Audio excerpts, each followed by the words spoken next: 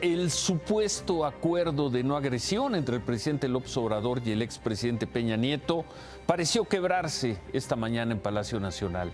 Para el gobierno del presidente López Obrador hay indicios de que Enrique Peña Nieto podría haber hecho transferencias irregulares, es decir, que podría haber incurrido en acciones de lavado de dinero. ¿Por qué hoy? ¿Por qué en este momento? Las preguntas y las conjeturas son múltiples. Vamos primero con los hechos. En Palacio Nacional, el titular de la Unidad de Inteligencia Financiera, Pablo Gómez, informó que después de analizar un esquema de transferencias, presentaron una denuncia ante la Fiscalía General de la República por supuestas operaciones con recursos de procedencia ilícita en contra del expresidente Peña Nieto. Según la denuncia, Peña Nieto habría recibido transferencias bancarias por 26 millones de pesos entre agosto de 2019 y octubre de 2021. Las transferencias las habría hecho un familiar consanguíneo. Transferencias desde una cuenta en México hacia una en España. Todo a través de cheques enviados a un hermano de Peña Nieto. De acuerdo con Pablo Gómez, esas transferencias alertaron a la Unidad de Inteligencia Financiera y por eso se presentó la denuncia. Pero eso no es lo único que habrían encontrado en las cuentas del expresidente.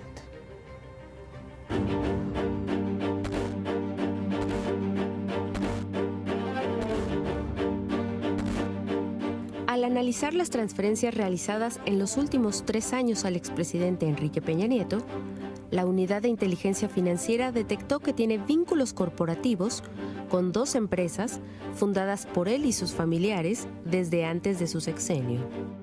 ¿Qué se sabe de estas empresas? No se informaron los nombres, solo se dijo que son empresas comerciantes de productos diversos y que ambas, según la UIF, tienen irregularidades fiscales y financieras. La primera empresa fue identificada como Empresa A. Según Pablo Gómez, en esta empresa, Enrique Peña Nieto es accionista, junto a familiares consanguíneos, quienes realizan operaciones por montos elevados. Sin dar nombres, Pablo Gómez aseguró que uno de los accionistas recibió un depósito de 35.9 millones por parte de la empresa, y después, él mismo devolvió a la empresa 22.8 millones. Sobre la otra empresa, la Empresa B, la UIF no especificó el cargo del expresidente Peña Nieto, solo aseguró que tiene vínculos corporativos. Esta empresa se vio beneficiada con contratos durante el sexenio de Peña Nieto de varias formas. Fue proveedora de servicios del gobierno de 2013 a 2018, con contratos que ascienden a más de 10,000 millones de pesos. Según la UIF, esta empresa tiene relación con una empresa transnacional que también recibió contratos durante el sexenio de Peña Nieto. ¿Qué más se sabe de esta empresa? Según la UIF, entre 2015 y 2021, esta empresa realizó 261 transferencias a Estados Unidos, Reino Unido e Irlanda, por 1.557 millones de pesos y 4.942.000 dólares. Además, según la UIF, esta empresa, en conjunto con una filial de la empresa transnacional, tienen una cuenta en un banco en la Unión Europea, a través de la que se enviaron 2 transferencias a Irlanda por 164.326 euros. La denuncia está presentada. La carpeta de investigación se fue ya abierta. La denuncia siempre tiene que ser por posibles operaciones con recursos de procedencia ilícita, eso dice el Código Penal.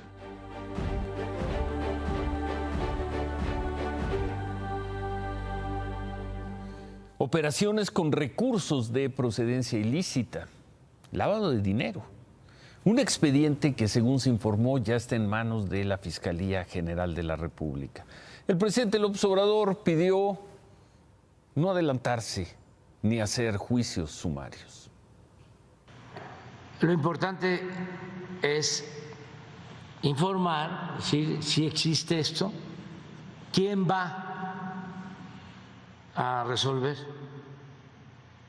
si hay delito, pues el juez no es para salir a decir, se acusa al expresidente Peña de lavado de dinero. No. Se tiene información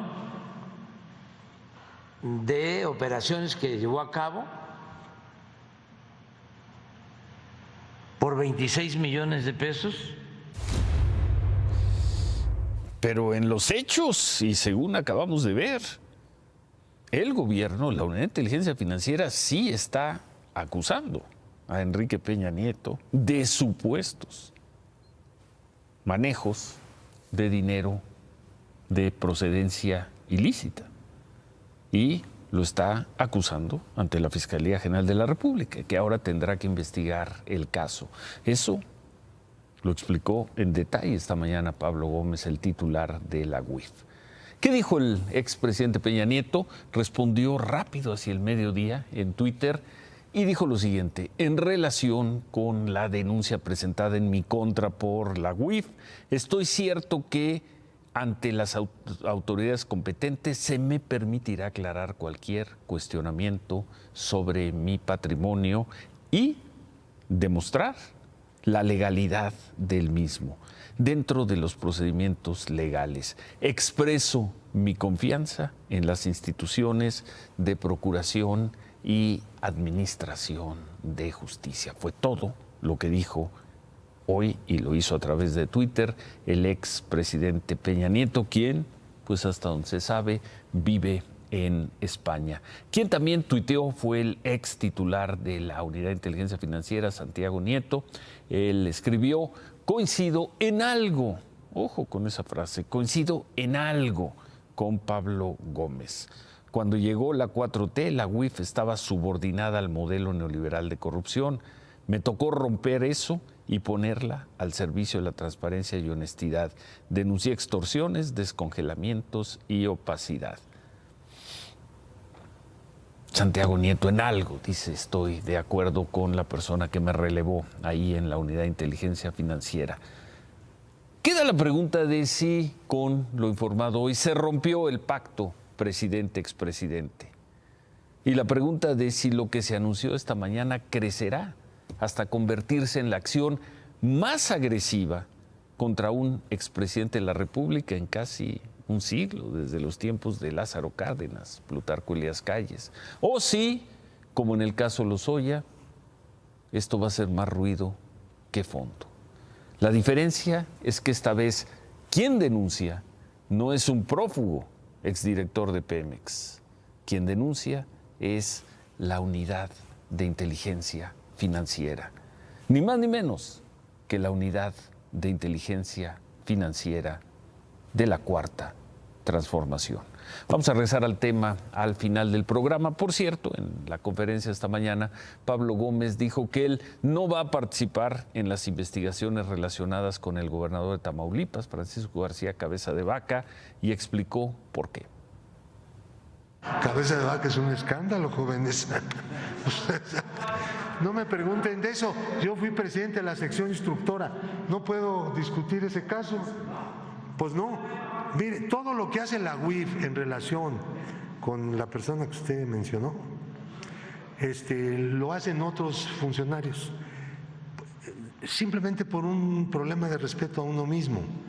Yo fui presidente de la sección instructora de la Cámara que hizo el desafuero. Entonces no puede estar en el Congreso desaforando y luego en la UIF integrando unas denuncias. Y entonces, él es el director, él es el titular, y la UIF lo está investigando. No se dará por enterado, por informado, no preguntará cómo va esa investigación en la unidad que él dirige. Alejandro Moreno, el presidente nacional del PRI, presentó hoy en la oficina de la Alta Comisionada de Naciones Unidas para los Derechos Humanos, esto en Ginebra, en Suiza, una denuncia por lo que dice es una persecución política que sufre no solo él, sino los partidos de oposición por parte del gobierno federal. Alejandro Moreno llegó al lugar donde despacha Michelle Bachelet, la expresidenta de Chile y hoy alta comisionada en materia de derechos humanos, pero pues Al parecer no se reunió con ella. En el documento asegura que la democracia en México está en peligro y el régimen actual es un régimen autoritario. Dedica un párrafo completo a su caso y asegura ser víctima desde hace 3 meses de una campaña violenta y difamatoria impulsada por la gobernadora de Campeche, Laida Sansores. Ya en la reunión del Internacional Socialista y en Ginebra, la organización mundial que agrupa 132 partidos políticos, Alejandro Moreno dijo esto.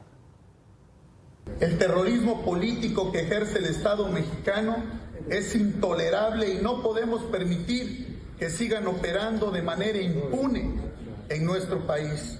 Por eso quiero pedirle a la familia de la Internacional Socialista todo su apoyo y todo su respaldo para que se pongan los ojos sobre México.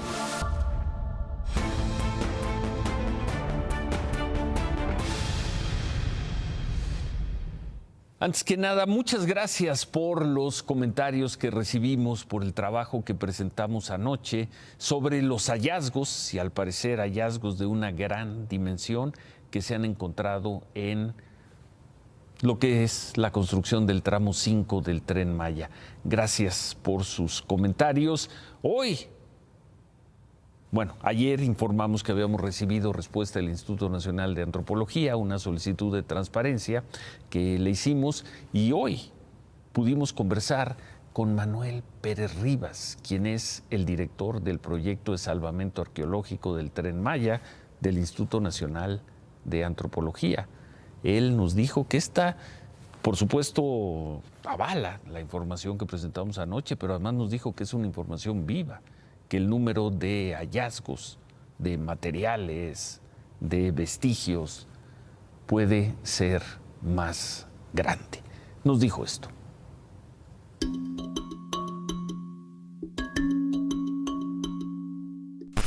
Para los responsables del proyecto de salvamento arqueológico Tren Maya, el tramo 5 Sur debe de modificarse por la cantidad y valor excepcional de los vestigios arqueológicos. 2,367 monumentos solamente localizados en el derecho de vía que corre de Playa del Carmen a Tulum, pero además porque 5 son monumentos arqueológicos de alto valor. Se han determinado 5 de valor excepcional y así están consideradas por el INAH, y está ya indicado que se tiene que hacer algún cambio de obra para evitar que sean afectados. Se tiene que buscar un ajuste al trazo de ellos, los constructores llaman pivoteos o algún ajuste para que no sean alterados. Para proteger estos monumentos arqueológicos ubicados en el tramo 5 Sur, los encargados del proyecto de salvamento arqueológico del Tren Maya tienen 2 propuestas. Una es hacer 5 modificaciones al trazo férreo de casi 2 kilómetros, donde están ubicados los monumentos de valor excepcional. Y 2, hacer una reserva que proteja los hallazgos de alto valor junto con el sistema de cuevas y cenotes que están conectados en esta zona. Se está proponiendo que estas áreas que están cercanas al trazo, que van a hacer ajustes, que se conviertan en reservas patrimoniales, en áreas de reserva de investigación, de reserva natural, que haya un control de su acceso para que no sean saqueados, y que se conserve, sea compatible con la conservación del patrimonio geológico, arqueológico y la vegetación que está asociada. A esta propuesta esperan se adhieran las dependencias de medio ambiente para que cobre fuerza, porque además el proyecto de salvamento arqueológico Tren Maya adelantó que en el tramo 7 hay al menos 12,000 monumentos potenciales, los cuales también habrá que proteger. Habla de hallazgos de valor excepcional que deben llevar a un cambio de trazo en la ruta del Tren Maya y que se deben convertir en áreas de reserva. Nos dijo mucho más. Mañana vamos a seguir con el tema, mañana vamos a presentar una segunda parte más extensa en donde el director del proyecto de salvamento arqueológico del Tren Maya de Antropología, del Instituto de Antropología, explica sobre estos vestigios importantes que se han encontrado en los tramos del Tren Maya. Anoche preguntábamos de qué dimensión son estos hallazgos. Parece que son de una dimensión considerable y que hay una primera opinión del Instituto Nacional de Antropología de que en esa parte tendría que modificarse el trazo del Tren Maya. Mañana vamos a tener una segunda parte más extensa sobre este tema. La Fiscalía de Justicia de Chihuahua informó que localizó a los hermanos Berreyesa Rábago, quienes fueron secuestrados el 20 de junio en el municipio de Urique, Chihuahua, por José Noriel Portillo, a quien le dicen el Chueco. Esto al parecer por algo que tuvo que ver con un partido de béisbol y que estuvo ligado al asesinato de los dos jesuitas. Osvaldo Berreyesa, uno de ellos, fue encontrado en un predio de Cerro Colorado, en el ejido ahí de Cerocagui. Su cuerpo ya fue reconocido por sus familiares. Se encontró el cadáver. También se informó que desde el lunes se había encontrado con vida al otro hermano, a Jesús Armando, quien está bajo resguardo de la Fiscalía. Las autoridades ya lo integraron al programa de protección a testigos. Y bueno, pues qué historia. 2 jesuitas asesinados, un guía turista, y de las 2 personas desaparecidas, los hermanos, uno aparece muerto y el otro con vida. Tras un operativo, el Ejército y la Guardia Nacional informaron del decomiso de 542 kilogramos de fentanilo en Culiacán. La Defensa Nacional informó que el aseguramiento es histórico, es el más grande que se haya hecho de fentanilo. De acuerdo con las autoridades, el decomiso causó una afectación de 4.600 millones de pesos a los grupos criminales. Por este decomiso hay 10 detenidos. El operativo se realizó el sábado después de que militares y guardias nacionales ubicaron el almacén donde se guardaba la droga. Mañana vamos a presentar un trabajo sobre este tema. Nosotros hemos venido presentando desde hace meses sobre el fentanilo y hacemos la pregunta: ¿cuál es el dato de adicciones en México y de adicción al fentanilo? ¿Cómo lo mide el gobierno federal? La última encuesta fue de 2016, la encuesta de adicciones. ¿Cuál es la idea? ¿Cuál es la información que tiene hoy, esta noche, el gobierno mexicano sobre el número de mexicanos adictos a las drogas y al fentanilo? Esta tarde la Fiscalía de Justicia de Chiapas informó que detuvieron a los supuestos asesinos del empresario italiano Rafael Tunesi. Lo mataron el viernes y entre los detenidos está la esposa del señor, una señora de nombre Elizabeth Gómez. De acuerdo con la investigación de la Fiscalía, ella sería la autora intelectual del asesinato. Los otros 2 hombres están identificados como Antonio y Luis Martín y serían quienes esperaron al empresario afuera de la Escuela de las Hijas para asesinarlo. Esta mañana la secretaria de Seguridad y Protección Ciudadana, Rosa Isela Rodríguez, estuvo en Zacatecas. Ahí instaló el Consejo Estatal de Seguridad. Informó que se va a crear una comisión antihomicidios, por lo que se enviará un grupo de fuerzas especiales para combatir ese delito que ha aumentado en los últimos meses. La secretaria aprovechó para reiterar que la estrategia de seguridad no se va a cambiar, pues está funcionando en el país. Por cierto, anoche ahí en Zacatecas, pero en la capital del estado, mataron a otro policía. Este policía fue encontrado en la colonia Las Huertas, lo mataron a balazos, se encontraba de vacaciones. Van 26 policías asesinados en Zacatecas en este año. Claudia, buenas noches. Ciro, buenas noches. ¿Desde cuándo los obispos se han interesado por la paz en México? ¿Desde cuándo? Bajo esa pregunta, esta mañana la Conferencia del Episcopado Mexicano publica un video para responder a las declaraciones que hizo el presidente López Obrador justo hace una semana, cuando cuestionó a los obispos del por qué no alzaron la voz contra la violencia en otros gobiernos.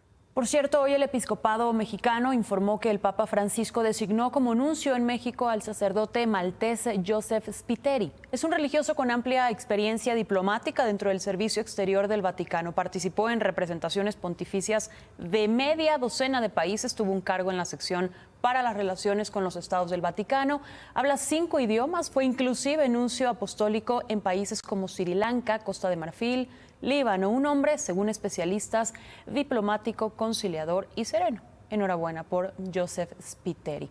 En otras cosas, la travesía migrante sigue siendo tema de preocupación. Hoy policías estatales de Chiapas detuvieron a 115 migrantes que viajaban hacinados en 6 vehículos, esto en el municipio de Chiapa de Corzo.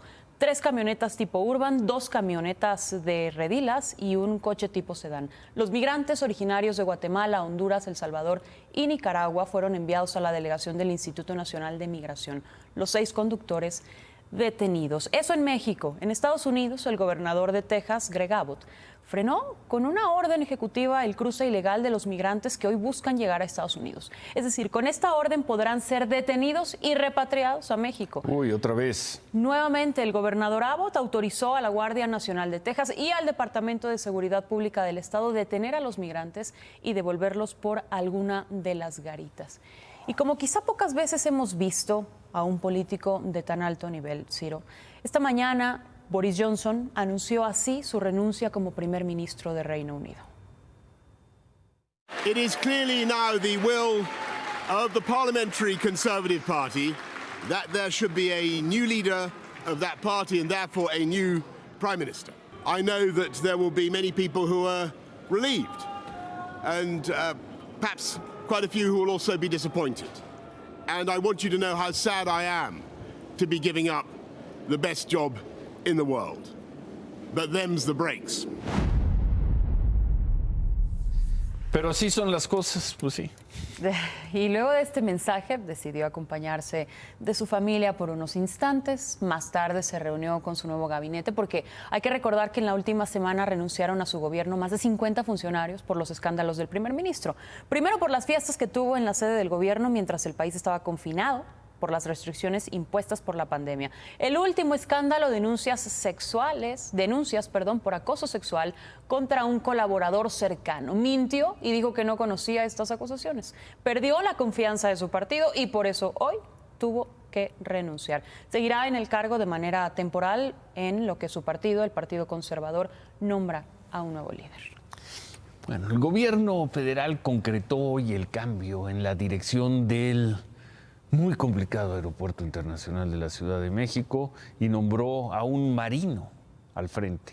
El nuevo director del Aeropuerto de la Ciudad de México es el vicealmirante en retiro Carlos Velázquez Tiscareño, piloto de formación, tiene estudios de posgrado en Administración Naval, en Planificación y Seguridad Nacional. Sustituye hoy a, pues creo que alguien que va a ser tristemente recordado en el cargo, al ingeniero Carlos Morán, quien primero había dejado la subsecretaría de Transportes y ahora deja por la puerta trasera la dirección del principal aeropuerto del país. Sobre los pendientes que el nuevo director del aeropuerto deberá atender, hablamos con Heriberto Salazar, el presidente del Colegio de Pilotos Aviadores de México. Tenemos la esperanza de que pueda poner orden.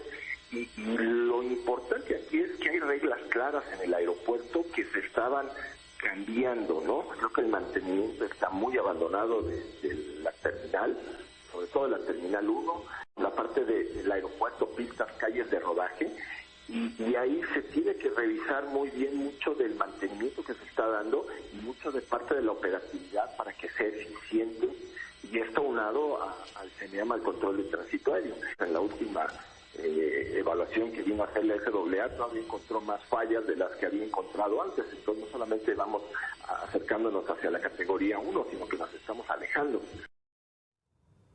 Y si hablamos de COVID, 32,000 casos de coronavirus fueron reportados hoy por la Secretaría de Salud en las últimas 24 horas. Un nuevo récord en esta quinta ola. Hay que recordar que el récord en lo que va de la pandemia es de 60,000 casos registrados en enero de este año, aunque los especialistas aseguran que los contagios continuarán a la alza, por lo menos durante 10 días más. Gracias, Claudia. Que no es meme que sale de la cuenta oficial de Cuba. El INEGI informó otro dato duro: sigue subiendo la inflación, casi 1 punto en la segunda quincena de junio, lo que lleva la tasa anualizada a prácticamente 8%.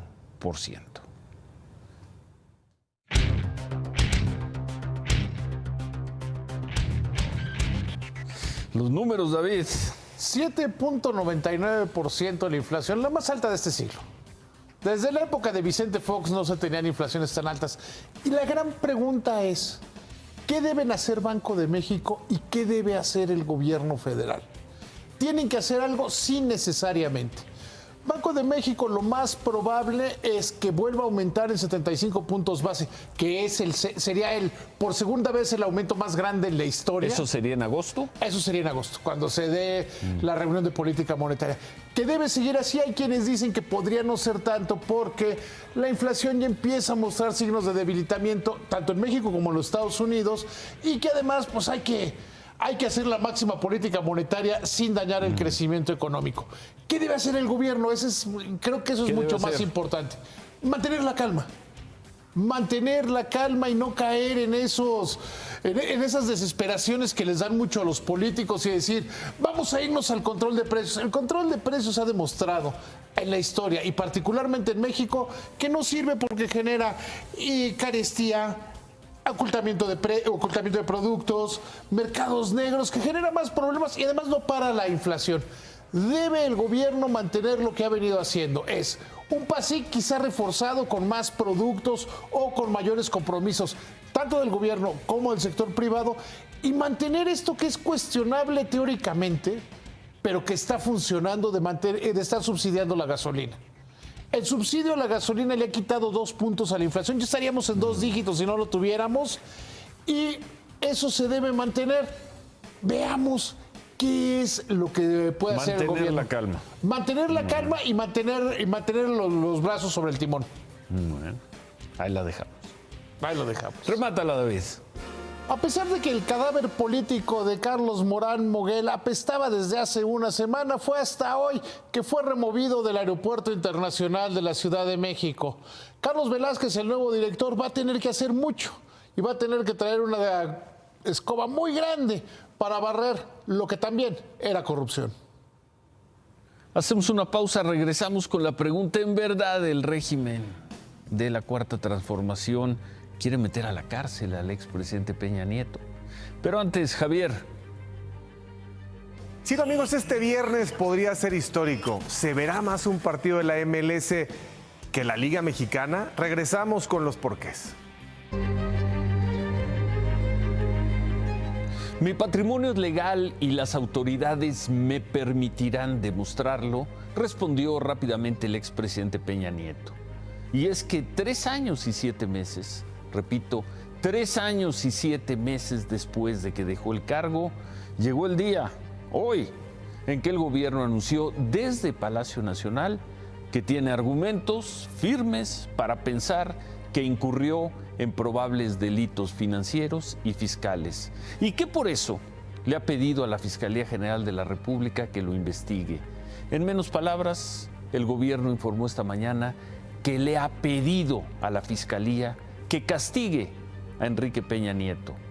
Como dijimos al inicio del programa, hay muchas versiones de por qué el gobierno emprendió esta acción.